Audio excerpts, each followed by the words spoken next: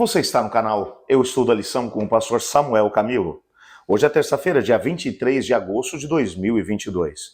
E o tema que estudaremos na nossa lição da Escola Sabatina será Vida de Louvor.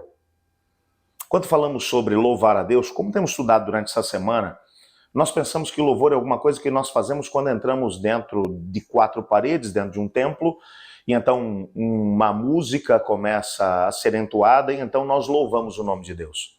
Louvor é muito mais do que uma atitude de louvor, do que um momento em que entoamos uma canção em louvor, em adoração ao nome de Deus. Louvor, na perspectiva bíblica, tem mais a ver com um estilo de vida do que com qualquer outra coisa. Louvar a Deus, na perspectiva bíblica, significa que você compreende que em todas as circunstâncias da vida, o Senhor Deus, ele está presente. Ele faz parte do nosso cotidiano. Quando ele prometeu, eis que estou convosco todos os dias até a consumação do século, isso é uma realidade. Não é apenas uma promessa vazia. Ele prometeu que estaria conosco em todas as circunstâncias. Por isso ele vai dizer, quando passares pelas águas, elas não te submergirão. Quando passares pelo fogo, a chama não arderá em ti. Ele não prometeu que não viveríamos situações complicadas. Ele prometeu que estaria conosco. E essa presença manifesta de Deus gera no adorador um sentimento de gratidão, um sentimento de louvor, um sentimento no sentido de que você compreende que apesar das circunstâncias serem complicadas, porque afinal de contas nós estamos vivendo num planeta que está totalmente tomado pela rebelião, a proposta da rebelião tem sido colocada em andamento dentro do nosso planeta, e ainda assim, temos que aguardar pela renovação de todas as coisas por ocasião do retorno de Cristo Jesus. Até lá, nós podemos contar com a presença manifesta do Senhor Deus.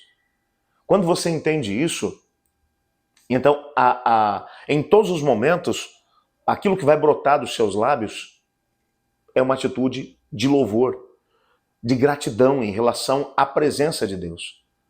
Tá, mas como é que eu vou ser agradecido se eu estou enfrentando problemas e dificuldades?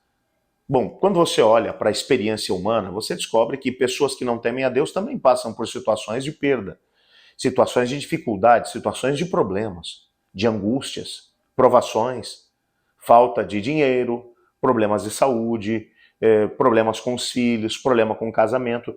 Todas as pessoas, sejam elas boas ou más, sejam elas tementes a Deus ou não, enfrentam as mesmas questões. Não existe uma família que possa dizer, por exemplo, que não tem problemas. Não existe uma pessoa que possa dizer, eu não enfrento dificuldades. Todos enfrentamos. Qual é a diferença entre aquele que teme a Deus e aquele que não teme? É a presença manifesta de Deus em todos os momentos ao nosso lado. Essa presença nos dá a capacidade de podermos olhar para as dificuldades e problemas e entender uma coisa. Se a resolução dessa situação dependesse de mim, então eu estaria morto. Mas como não depende de mim, mas depende da atuação que Deus vai efetuar no tempo certo, então eu posso ser vitorioso. Mesmo que você passe pelas situações mais complexas.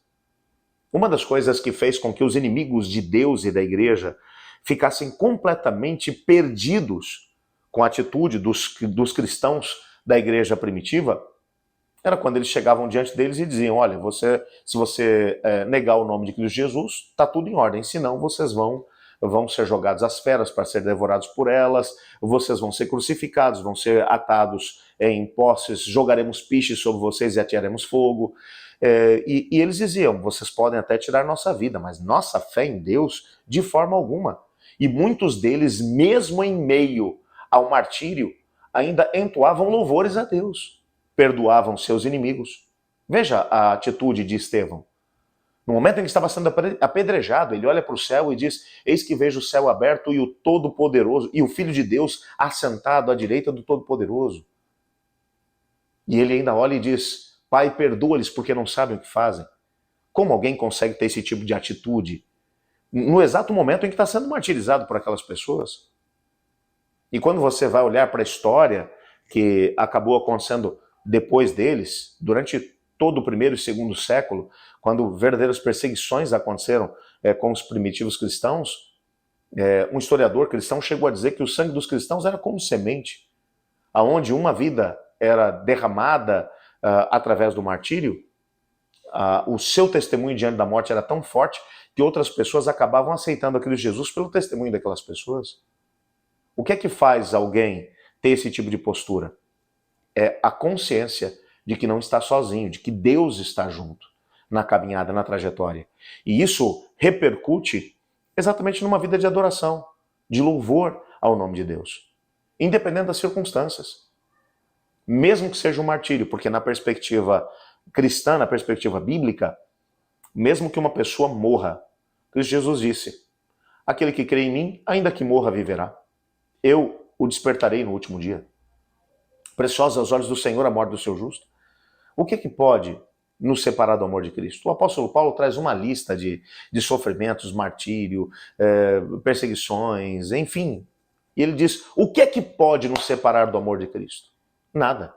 Nada poderá nos separar do amor de Cristo.